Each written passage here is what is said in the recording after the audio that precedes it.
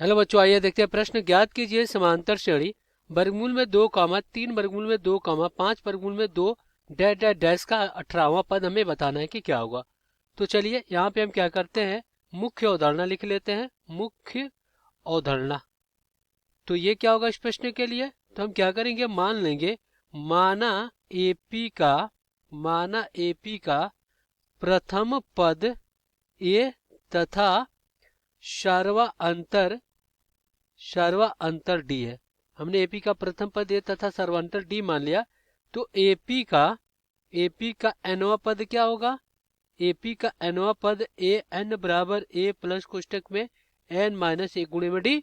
और डी हम कैसे निकालते हैं, ये होता है ए टू माइनस ए वन बराबर ए थ्री माइनस ए टू। और प्रत्येक अवस्था में सर्वांतर समान आता है। अगर इसके बीच का अंतर निकाले और इसके बीच का अंतर तो वो समान आता है, तो ये आपका क्या होता है, सर्वांतर होता है। तो देखिए अब हम क्या करेंगे, यहाँ पे हल करेंगे।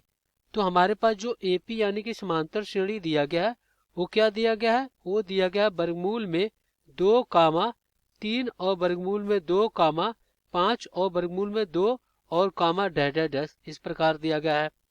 तो हमें 18वां पद ज्ञात करना है, यानी कि n बराबर हमें क्या करना है, 18 रखना है।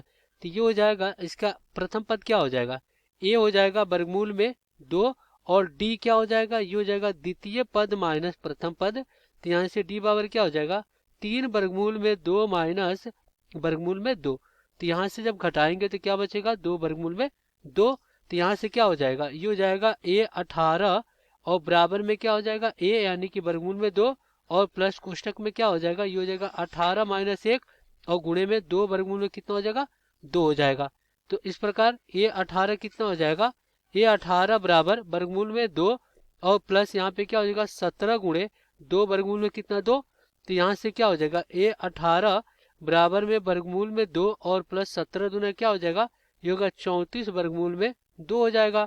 तो इस प्रकार इसका जो 18वां पद मिलेगा ए 18 बराबर कितना हो जाएगा, ये हो जाएगा 35 और वर्गमूल में 2।